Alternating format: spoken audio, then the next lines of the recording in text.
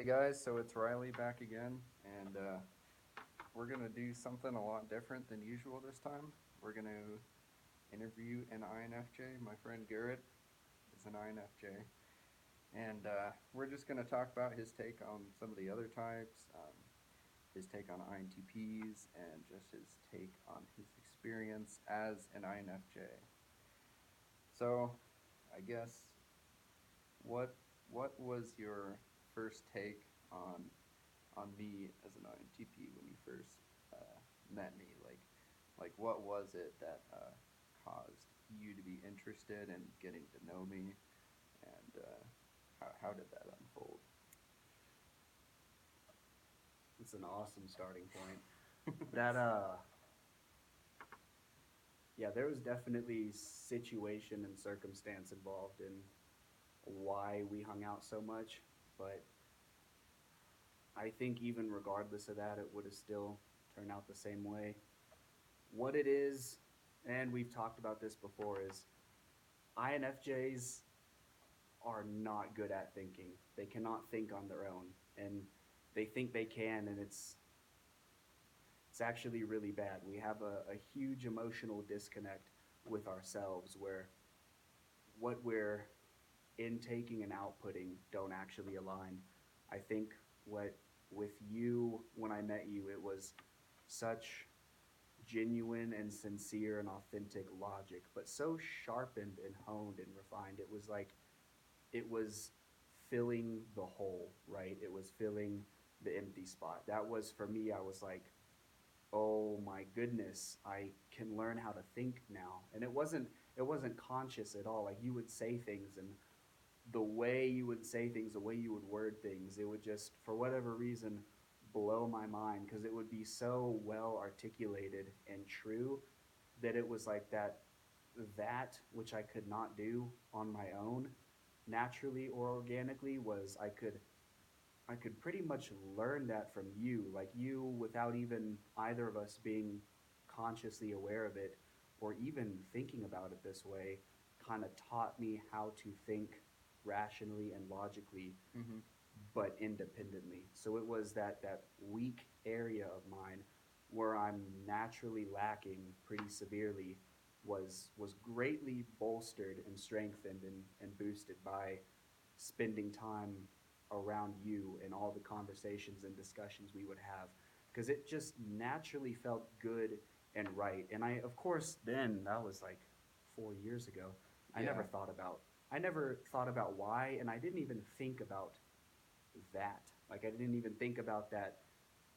It just I would have never thought about it that way. I didn't even know what Myers-Briggs was 4 years ago. So it Yeah. was it was definitely a super organic thing that just happened because it was beneficial and advantageous for me, and it really did help and it worked. And again, it was never a conscious thing either. It was just like a positive beneficial dopamine hit. Like it was Yeah. So you think yeah, kind of hard to even put into words, to be honest. just just when me and you were talking that it kind of awakened the TI, like third slot function in you, that you Yeah. became more aware of logic and logical inconsistencies and what other people are saying, and how to use logic in your personal life and stuff. Yeah. Yeah, well, precisely. Yeah, Yeah. because what was naturally weak and massively underdeveloped in me was I think well, I know the reason I took so quickly and swiftly to that and liked it so much and cared about it so much was because it was good for me. Like it benefited me because that was not an area that I had any form of strength whatsoever in. So that helped me personally in my life and in the world be not just to understand and realize myself better, but also to just progress and move forward in life. Like it made me better. It allowed me to be more successful. Yeah. Like Yeah. that, and that's again, that wasn't something you ever needed because it came more organically and naturally to you. Yeah. That's Yeah. I could definitely say the same the same thing in a few respects towards my relationship with you. Um, I think probably the biggest thing that I was attracted to you was your ability to see what you wanted and go after it, like taking action. You know, um, INTPs are they're bad at taking action and making something happen. So when Yeah. when we're together, it's like with my extrovert intuition helping to see, what could go wrong, but you willing to make the action, and you provide the direction, and then I hone, the direction, say, okay, well, let's just make sure as long as we do this, we're going to do it the right way, right? Yeah, yeah, exactly. Yeah, yeah. I don't Yeah. actually really know if I can say anything that would improve that at all. That was like Yeah. perfectly stated. Well, yeah, and like especially with you as an INTP, like what is it with INTPs? Like they really do for sure. There is a fear of committing to action, isn't there? Yeah. Where with us, it's the opposite. Like we're not scared enough to commit, but we're not logical or rational enough to. So when we do, if we haven't really refined and worked on our logic, it oftentimes turns out really badly. So it was honestly iron sharpens iron, right? But Yeah. I don't really know if that's a great analogy because it's two completely different but equally essential Right. areas that are being honed and sharpened. Like two sides of the same coin, Of the but right, they're still exactly. the same. Yeah, Yeah. Yeah. yeah, we definitely make a really good couple. Yeah. All right. So let's go over a couple other types. Then Yeah. we'll just talk about INFJs. So my brother is an INFP. Um, your girlfriend is an Is an INFP. INFP. Yeah. So let's talk about what you think of INFPs a little bit. Oh man, there's a lot to unpack there. How do they come off to you initially? They're just I'm really drawn toward them. Like their spirit, their what can I even say? How can I articulate this best? I think, okay, so it seems like with INFPs, there's a sort of a difficult and painful disconnect in themselves between their logic and their emotion. Whereas Mm-hmm. with an INFJ, that doesn't exist. If we can hone our logic, which most don't, and I think all should, all INFJs should, they need that drive and purpose to be confident and certain in what they're saying and why they're saying it. That doesn't really occur with us. With us, there's a disconnect within our own emotions. So Okay. with an INFP, it's like the way they talk, they can have a really difficult time making their points clear because they're not sure how to say it, but you can tell they're passionate and ambitious about it and Yeah. they care about what they're saying. And so for someone like me who feels so strongly, like my emotions are just so powerful and meaningful, it's like I can admire and respect them for that. And because they have a completely and totally different angle of viewing logic and how they process and translate and interpret it, they will word things in a way that I could have never dreamed or Yeah. imagined wording Oh, something. yeah. So it's good. It's again kind of a it's mutually beneficial and advantageous. It has a positive impact on me, and I think it has a positive impact on them because I just naturally get along with INFPs really well. Yeah. And that Yeah. was also, again, I think that's just an INFJ kind of thing because, again, I didn't know anything at all about myers-briggs till like maybe a year ago, more like 6 months ago. Right. Right. And I certainly realized right away the importance of it, why it matters, and why I should care about it.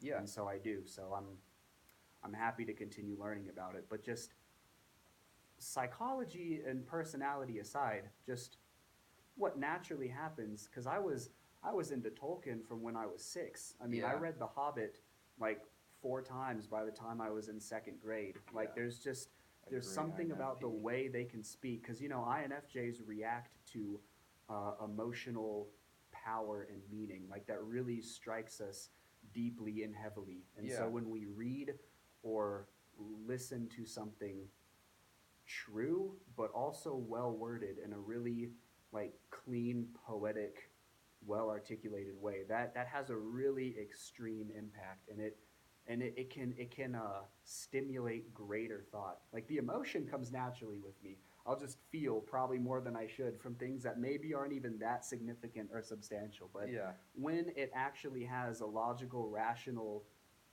benefit or advantage to me for me to actually care about listening to it or reading it, whatever it is they have to say. That's why I'm so organically drawn to them. Yeah. And it feels like they don't, and that's kind of the curse of everyone is what everyone else sees in a personality type as being their best is the type that personality doesn't see at all.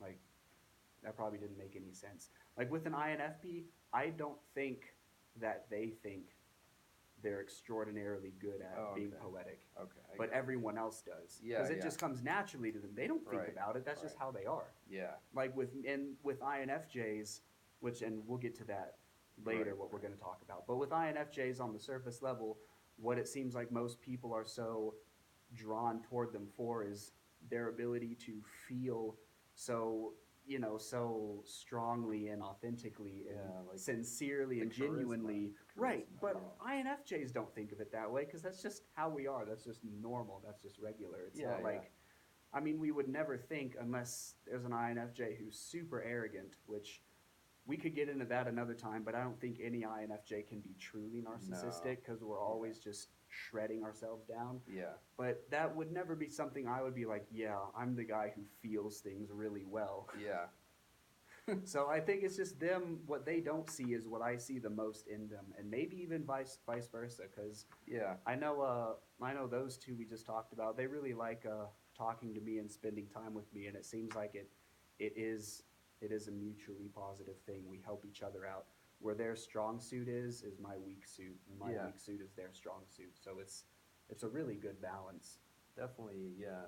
NFJs and NFPs go together very well, but to an extent, what I'm getting from you is that INFJs are kind of like a middle ground to NFPs and NTPs, and it's almost like, and I think that's another reason why our friendship sparked so well is because we have this group with NPs in it, um, and basically you're the catalyst, like you're the middle ground between us who totally understands both sides. Like you understand the Yeah. even though INFPs and INTPs are really different, you get both of them. Like you get both sides. Right, right, right. And that's why I was so naturally drawn to this friendship and this friend group was because it was really helpful and useful to me. Like not only did it feel right and good, but it had real world, real life utility Yeah. for me to be involved in this friend group because it helped me out a lot in areas that I really needed it most. And I definitely agree with what you just said because you remember, and this was years ago, your brother would always say to me, like, dude, you're like the perfect um, combination of me and Riley. You're like Yeah. half me and half him. You Yeah. can, and I would be aware of that too, because when we would hang out and talk, which was always, Yeah. and when you two would start talking, there would pretty frequently be disconnects where you weren't clear what he was saying and he wasn't really sure how to say it the best way, and vice versa. He wouldn't really understand what you're saying and you wouldn't really know how to say it Yeah. in a manner that he would be able to understand it easily. But for me, I would always just right away understand precisely and exactly what both of you were saying and really be able to make that come together and like bridge the gap and close it. Yeah. Yeah. So it's That makes sense. yeah, because with your logic, you think a lot more clearly than INFPs, but they feel a lot. They're way more in tune with their emotions and like Oh yeah. why they feel the need to say something than you would be. Yeah, Yeah. for sure. Yeah, and that's also, you know, why it's helpful for someone who's a lower introverted feeling user, for me to talk to you about when I'm feeling bad is because, you're a low introverted feeling user, and Yeah. you have FE parents, so it's not too much like an ENFJ or ESFJ or something. Right, where it's way too like kind of explosive and on the Yeah, sleeve. yeah. Yeah.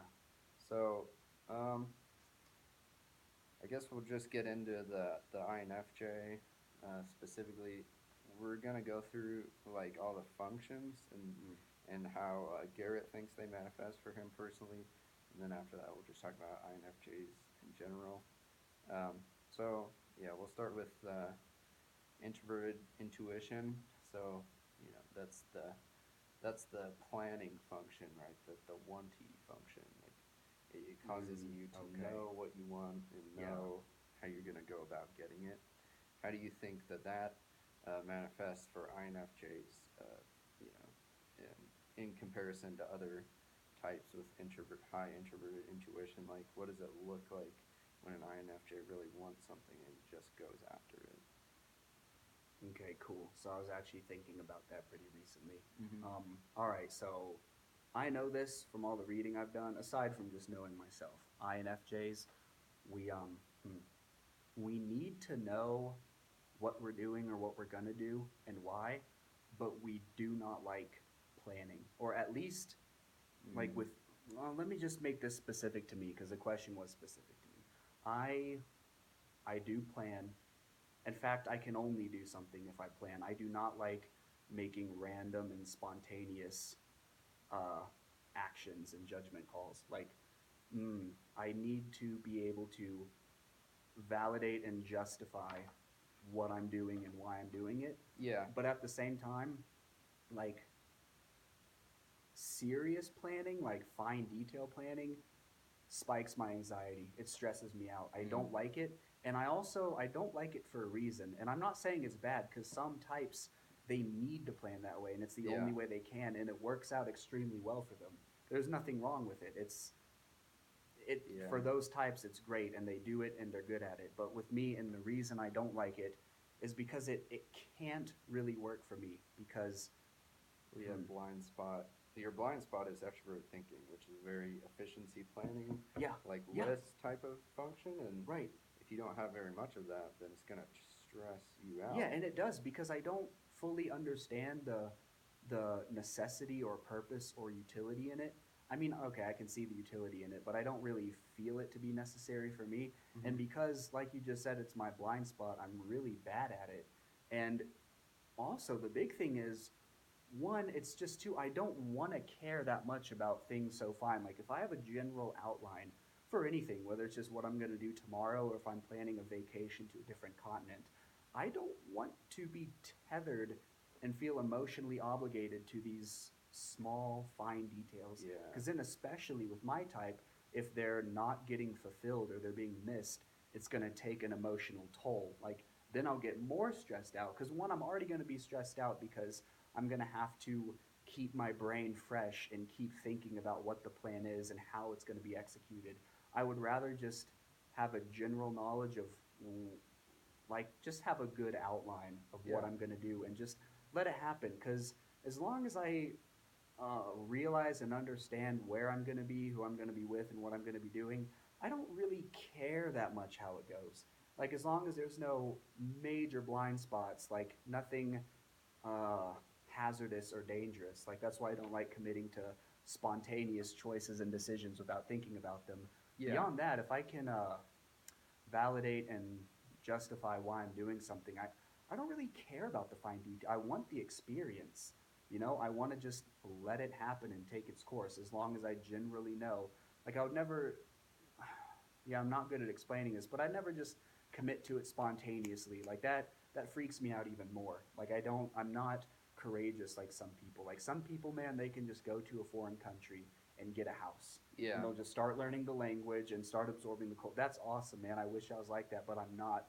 I don't like that. But at the same time, then there are these highly neurotic people who need everything to be planned flawlessly and like, all the T's crossed and all the I's dotted. That to me is it doesn't matter enough. And Yeah. I can't care about it enough because it's too anxiety inducing. I get that. So it's kind of like, safe planning, but then otherwise see how it goes. Yeah, Yeah. that makes sense. Because I also don't want to feel, I don't really like feeling tethered to things that unless I can justify why I ought to care about this enough to make it an absolute, then I don't see a need for it. I Yeah. don't see a reason to make it that serious. Okay, so let's talk about second function, extroverted feeling a little bit. Yeah. So everyone says this where the INFJ's justice or like justice, fairness, orientation comes from, and of course it's an auxiliary function, so it's more prone to be negative, or it's like, all right, but we can do this, but let's make sure it's fair. Like let's make sure justice is sought out.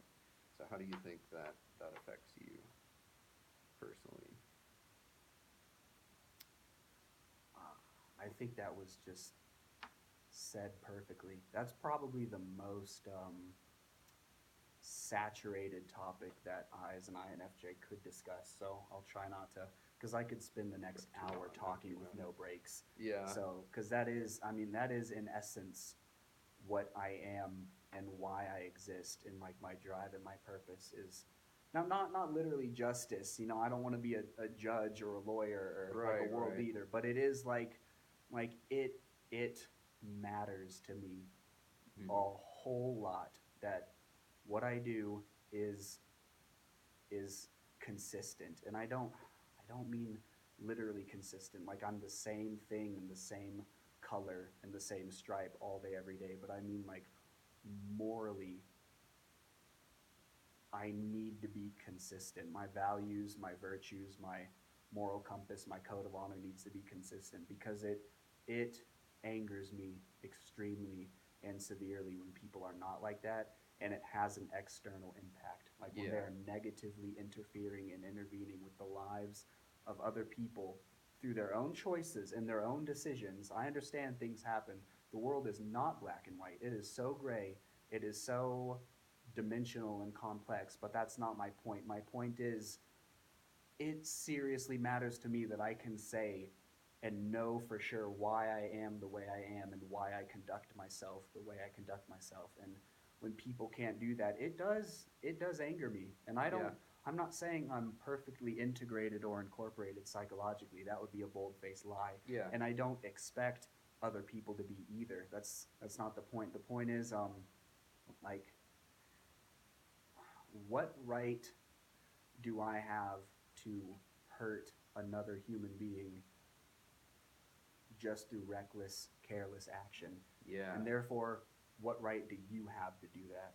And I know, and there is the big thing that INFJs are emotionally inconsistent and they set impossible emotional standards for other people that they themselves cannot even meet, Mhm. that they themselves cannot even adhere to. And that is true. We are, and I'm just thankful that I'm well enough integrated and incorporated to be aware of that, to be aware of my weaknesses and my shortcomings and my flaws and faults.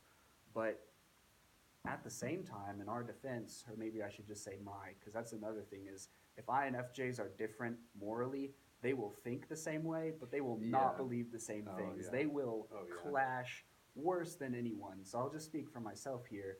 Um, at least, even though I do, and I wish I didn't, and I try not to, but I do hold people to these unattainable emotional standards, I still enforce them and impose them against myself. Like yourself, I am yeah. equally as harsh on myself and as hard on myself as I am everyone else. Yeah. And that's why I get so freaked out, man, because even if Yeah. it's not an existential crisis or like a severe or extreme emotional failure, or moral failure, sorry, I will have a radical emotional reaction to it. Yeah. Because I'll be like, who the hell do I think I am? I cannot even attain my own standards that I know are positive and just and right and good. Yeah. Like, what is wrong with me? And I think INFJs, they can get it's funny, man. It's strange. We can get pretty seriously suicidal pretty quickly, but then even just through our own thinking, but it most certainly helps to have external input like from an INTP, someone Yeah. high in logic. logical, rational thinking, we can just as swiftly turn that around and realize, oh man, that wasn't actually terrible or horrible, and I should just forgive myself because it wasn't actually anything super dreadful or awful. Yeah. So So we do. It can be a roller coaster. that was definitely a good catalyst to what I was going to mention next, which we're about to talk about your introverted thinking third function, which the way I see it is that you use that to kind of rein in your extroverted feeling second function.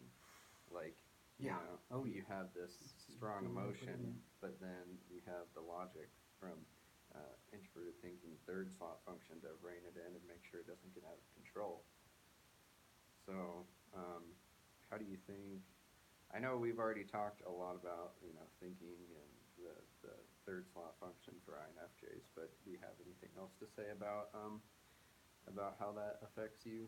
Yeah, I do. That man, that was probably the best one, best question I could answer so far. Is I'm really thankful, really grateful that I have been able to sharpen and hone and refine my logic so well, and that was entirely thanks to you. I mean, it's just like you, I guess, just showed me the way, and I just took to it immediately because I knew it was good for me and I knew that I needed it and Yeah. it was necessary. So what you said something when you were talking about that was really good. How you said my introverted thinking I can use to rein in my extroverted feeling.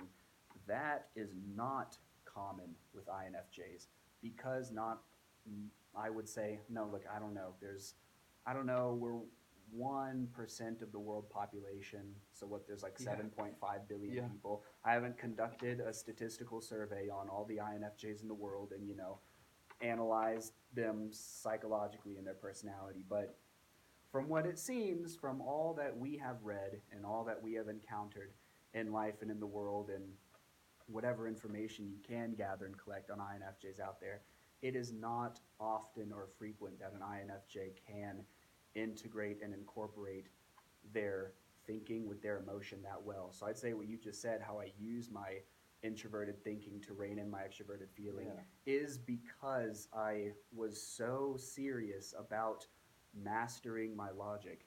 Because before that, it was horrible. I mean, I was a wreck. I was just an emotional tragedy and catastrophe because I didn't do that. There was no reining in. There was no like logical, rational voice of reason or wisdom or like, positive emotional regulation, Yeah. which I see super commonly with INFJs. Yeah. So that's why it is so essential to me that I conduct myself that way because again, I know that emotionally I'm pretty insane, I'm pretty crazy. So I need to, and then again, it goes to a matter of justice. Like, how is my extroverted feeling? Is this going to unnecessarily and negatively impact another person? Well, in that case, who the hell do I think I am? Like, what right do I have to something like that? Yeah. So I will super sternly and firmly rein myself in when I see it, when I see the necessity to do so, which would be good because then here's the other thing is INFJs, we get so ridden with guilt and remorse, but we keep behaving in a way that causes us to feel guilty and remorseful. So it's like, dude, figure yourself out as best as you can and get a grip. Like, it really did help when I could look at myself in the mirror and be like, yeah, you're not actually a real POS anymore. Yeah. Like if you Yeah. can go to sleep at night not feeling like you've caused excessive and unnecessary pain to other people. Now, at the same time, I'm pretty kind of morally hardcore. Like it's not I don't care about hurting people's feelings Yeah. because it's actually really difficult to hurt my feelings. Like Oh, I kind of have a definitely. tendency toward humor when I'm verbally assaulted personally Yeah.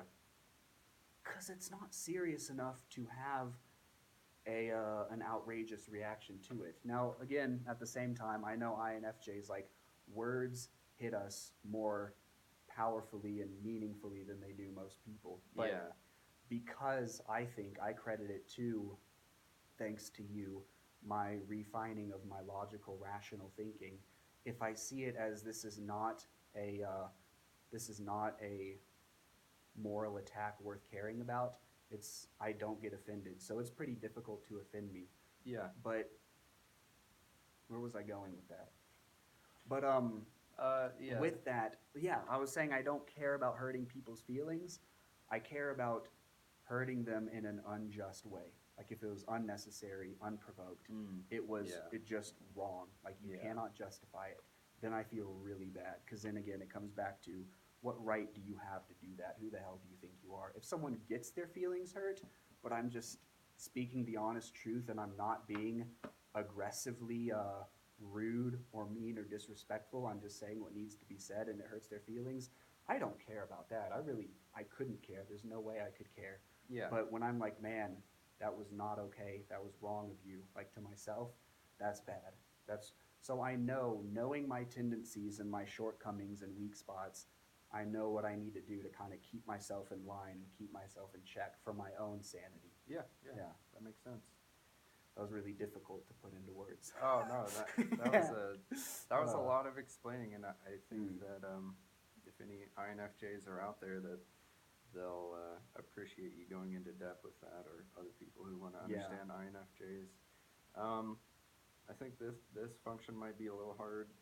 What? So you have extroverted sensing, fourth function.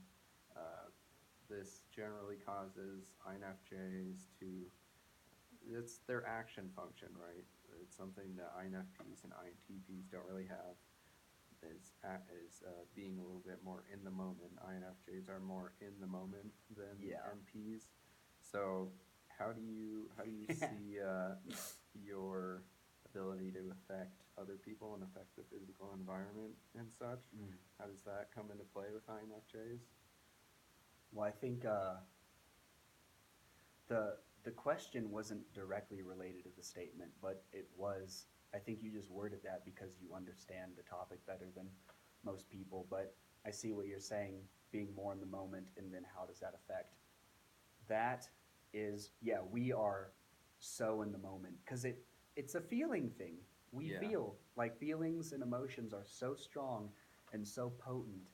It's like, yeah, this, it's worth feeling and caring about. So it's like in the heat of the moment, and that's why like when I'm not even sad, like when I'm feeling great, tears will leap to my eyes and I'll be like, yes, that was right, that was worthy, that was good and positive. And because of that reason, that's why people on the surface, especially when they don't know much about INFJs, they're so attracted to them. Like Yeah. INFJs are so attractive and appealing to other people. But at the same time, that's also the worst thing about us is because then people learn more about us and get to know us and they're like, well, that appealing, attractive thing that, like stimulates such potent and strong feeling is also why people hate us because we and they're right to do so because like what did you just say, it doesn't turn off? Yeah. So it can be just as negative of a thing, if not more so, than it can be positive. Okay. So That makes sense. we're, whether it's for good or for bad, whether we should or should not be, we are so super in the moment. So Yeah. that people will get angry, they'll get uncomfortable, they'll feel insulted or attacked. So I see it. again, that's why I really need to maintain my logical, rational thinking because I know Yeah. myself well enough, which is why I'm so grateful that I met you and was able to get around to doing that and doing it really well. Yeah. I guess I see it as it makes, especially as the inferior function, which means it comes on very strongly when it does come on. That it's very intense, right? Like Yeah. it's very Yeah. very intense, and not everyone can handle that. Yeah, and I think it's because not everyone knows why, and I don't think we even know why. I mean, I just before we started the video, feel like I did a pretty excellent job explaining it to you, but it still didn't really make sense because it's not a sensical thing. Yeah. It's a feeling thing. It's not a logical, rational thing. It's an emotional one. So it's Yeah. like I said with the INFP thing, why I think INFJs are so drawn to them is because they can speak the raw truth, which really matters to us with our whole justice crusade. Yeah. But they can articulate it and word it so diligently and thoroughly, so beautifully, poetically. yeah. It's beautiful. It Yeah. is gorgeous. And that gets us feeling, because then we're like, it's true and it's beautiful. Yeah. Like, this is something worth caring about and meditating on and talking about. Like, this actually matters. Yeah, yeah. Yeah. And but people aren't, and of course, saying it that way, people can be like, "Oh yeah, of course," but they don't feel it the way we do. And I'm not even saying they should. I don't even know if we should, but it certainly feels good. And Yeah. if you're integrated and incorporated enough psychologically to not allow that to govern and dictate you, then you're happy about it. Because I'm glad I can feel things that way. I'm glad I can, read or interact with the works of an INFP like Lord of the Rings by Tolkien, who was super INFP. Oh, yeah. I'm glad that I can read those books and watch those movies and feel such crazy powerful emotion, such meaningful feeling to them, because it does. It's how we're wired, so it's not a bad thing. It's good because it's how we work, and I'm happy we work that way. But what I'm most appreciative for is that I was able to rein that in and maintain it. And when I say I keep it contained too, and I don't mean bottling it and bearing it. Yeah. I mean actually conquering and mastering it. Like, you can control it. It's Yeah. not dictating or governing you.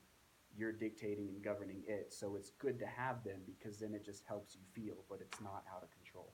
Yeah. Okay. So we're running pretty long on this video. I guess It's a lot to unpack here. Yeah, yeah. No, there's a lot to unpack, and you guys can definitely let me know, like, if you want to hear more from INFJs. I know, like, we'll probably do more videos about INFJs, and we'll do more videos on other types. I'll try to get some other interviews with other people. But one last thing I want to ask you, because I find that this is kind of a common theme with INFJs, is it seems like there's always an internal battle, which Yeah. sometimes gets shared with the rest of the world, but there's just an intense emotional internal battle with yourself, and those INFJs who can win that battle and integrate themselves, then can successfully um, bring the battle to the rest of the world and make the world a better place. Yeah, they can, and few of them do. Yeah. I think that is, yeah, and that is the colder, darker, more unpleasant side of having that personality type. And I think because majority, I believe most INFJs do not really comprehend that well, and therefore never really get around to addressing it, or even sadly are consciously aware that it exists, and exists in such a serious manner. It's not well known and it's not well talked about. So because of that, I'm only going to speak for myself, Yeah. not INFJs as a whole, but just for me. Is it was, and yeah, until about 4 years ago, I was never aware of it. It was there. It manifested Right. pretty pretty openly, pretty aggressively, but it wasn't. I was not consciously aware of what it was and how it worked and why. But when I did kind of reach that level of self-realization and understanding, it was something I really focused and concentrated on intensely, because Yeah. I knew that that was essential for me if I wanted to be happy and successful. So with me, it was, and it is a constant battle of needing to be able to justify why I exist, like why I'm alive. Because if I feel like I'm not good enough, I'm not enough of a net positive to the world, then why am I even here? What am I doing? And that's why with the whole suicide thing, it felt more like it was morally right to kill myself. Like, not even really a sad thing. It was more Yeah. like, well, you're just a waste of a person and you're just hurting everyone around you.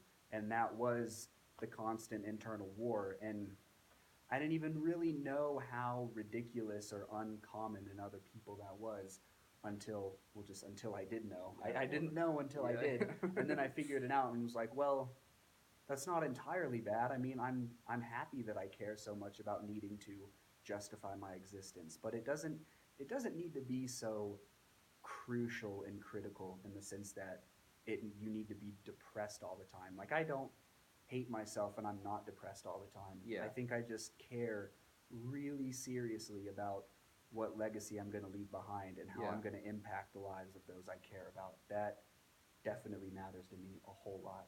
Yeah. And so before I really knew that so well and was so intimate with the matter, I could have never even said it that way because I never even thought about it because it essentially didn't exist to me. That wasn't a concept, you know. I have Mhm. never comprehended that, and I'm so glad I did because that helped me get to know myself better, and then integrate my psyche more than I ever thought I could have, and I'm really happy that happened. So Yeah. it still exists, but it's more incorporated. It's not so uh, unstable and imbalanced. It's more like now that I know it more closely and I'm pretty aware of it, I can use it as a source of drive and purpose and direction.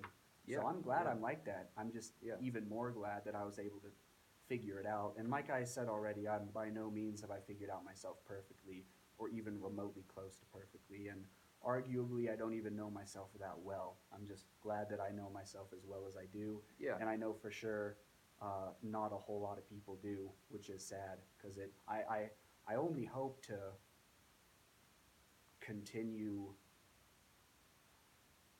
learning about continue my self-awareness for the rest of my life. Yeah. I want to be as self-aware as I can so that I can be more regulated and therefore be more clearly focused and concentrated so that I can be happier and more successful in the world and so that I can be psychologically and emotionally happy, which I don't think is a purpose of life, but it matters. Yeah, It's yeah. important.